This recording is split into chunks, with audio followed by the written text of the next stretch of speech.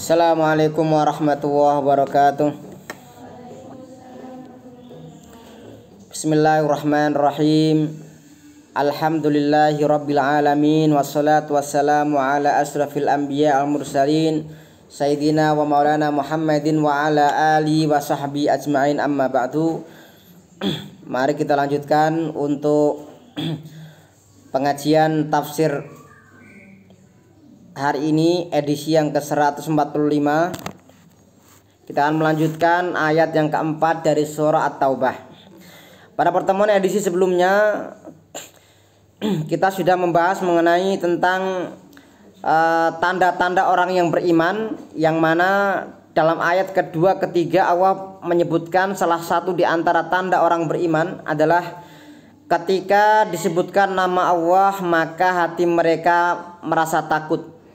Kemudian ketika dibacakan ayatnya maka mereka bertambah iman. Dan yang ketiga, mereka bertawakal kepada Allah Subhanahu wa taala.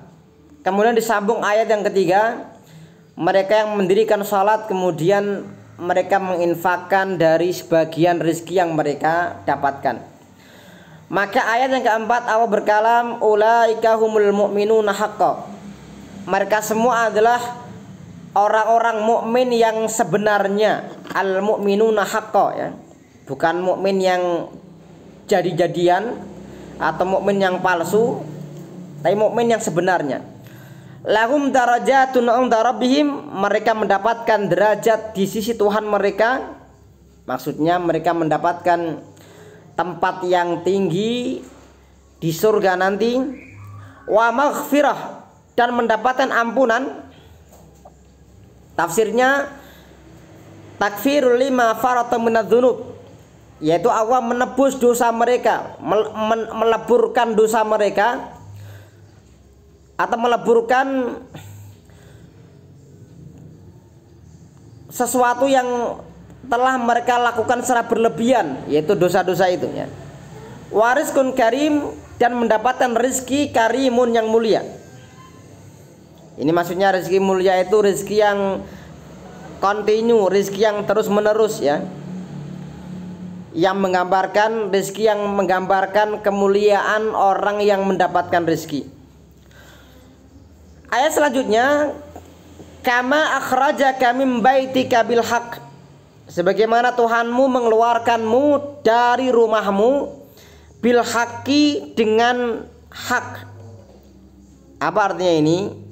Ini maksudnya adalah, ini penjelasan dalam tafsirnya, wal makna haluhum fi karahati tanfil ghanaim kahalihim fi halati khurujika lil harb.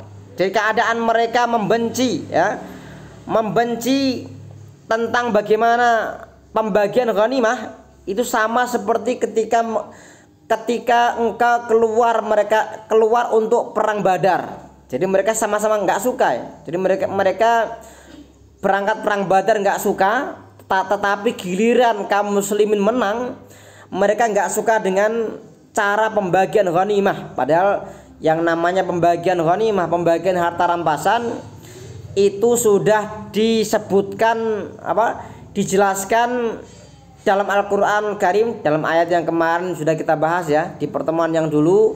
Wa'lamu annama ghanimtum min syai'. Jadi ada pembagian ghanimah ini, fa anna lillahi khumusahu walir rasul, 1/5 buat Allah dan rasulnya, kemudian walidil kurba wal yatama wal masakin wa ibnis sabil, untuk kerabat, kemudian yatim, untuk orang-orang miskin, wal ibnis sabil, dan orang-orang ibnis sabil. Ibnis sabil ini orang yang dalam perjalanan kemudian kehabisan bekal, itu ibnus sabil. Tapi berbeda dengan anak jalanan, ya. Kalau anak jalanan ini gelandangan beda. Kalau gelandangan itu nggak punya tujuan dalam safarnya, tujuannya hanya hura-hura, ya.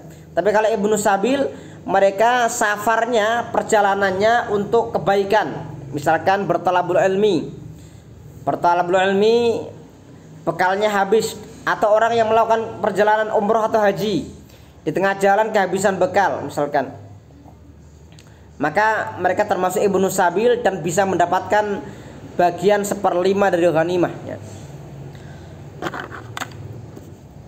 Wa inna fariqam minal mu'minina lakarihun, dan sebagian dari orang-orang yang beriman lakarihuna, mereka sungguh membenci. Dan ternyata memang saat itu ada sebagian kaum muslimin atau orang beriman, mereka merasa berat juga berangkat ke perang Badar ya, karena awalnya mereka mengira mereka hanya diperintahkan untuk mencegat kafilah Quraisy yang perjalanan pulang dari Syam menuju ke Mekah dan melewati Madinah. Tetapi ketika tiba-tiba kondisi mengharuskan mereka bertemu dengan pasukan Abu Jahal di lembah Badar, maka sebagian kaum yang beriman mereka merasa ogah-ogahan. Nah, ini maka dikatakan wa inna fariqam minal mu'minina lakarihun. Sebagian orang-orang yang beriman mereka lakarihun, mereka nggak suka ya. Oleh karena itu ini pelajaran bagi kita semua ya, bahwa terkait mengenai perintah-perintah Allah Subhanahu wa taala, semestinya segala perintah Allah ketika sudah turun atau kebaikan yang sudah nyata di depan mata, kita tidak boleh ragu ya. Kita harus maju terus, pantang mundur ya. Seperti itu. Yujadilunaka fil haq, mereka berdebat denganmu fil haqqi, dalam masalah hak itu, kebenaran itu. Ba'dama tabayyan, setelah jelas, ini maksudnya setelah jelas kebenaran bagi mereka. Yang dimaksud dengan kebenaran di sini adalah mereka harus menghadapi pasukan Abu Jahal dalam lembah Badar ya. Ka'annama yusakuna ilal maut, mereka berdebat itu seperti mereka yusaku, digiring pada kematian. Wahum yang dzuruna, dan mereka melihat. Jadi mereka berdebat nggak mau berangkat ke perang Badar, itu seakan-akan seperti mereka kayak mereka itu digiring kepada kematian dan mereka menolak kematian itu ya. Wa idh ya'idukumullah, dan ingatlah ketika Allah berjanji kepada kalian, ihdat ta'ifataini annaha lakum, bahwa salah satu kelompok itu lakum, menjadi milik kalian. Ini maksudnya awalnya kaum muslimin atau para sahabat udah diberitahu, kalian nanti kemungkinan kalau nggak ketemu kafilah dagang orang-orang Mekah, ya ketemu dengan pasukannya Abu Jahal ya. Maka siap-siap aja ya. Wa tawadduna anna ghairu dzati syaukati takunu lakum. Ini, dan kalian ingin kafilah yang nggak punya kekuatan, ini maksud kafilah dagang, takunu lakum, itu menjadi milik kalian. Artinya kalian nanti menghadapi kafilah, karena logikanya kalau menghadapi kafilah dagang itu mereka mendapatkan apa? Mendapatkan ghanimah, mendapatkan ini, bisa mengambil harta mereka yang dulu dirampas ketika di Mekah ya. Tetapi ternyata Allah Subhanahu wa taala menghendaki yang lain. Ya. Anna takunu lakum wa yuridu wa ayyuhiqul haqqa. Dan Allah menghendaki untuk menampakkan kebenaran bikalimati, dengan kalimah-kalimahnya, wa yaqta'adabirul kafirin, dan Allah menghancurkan dabirul kafirin, rencana-rencana orang-orang kafir. Ini artinya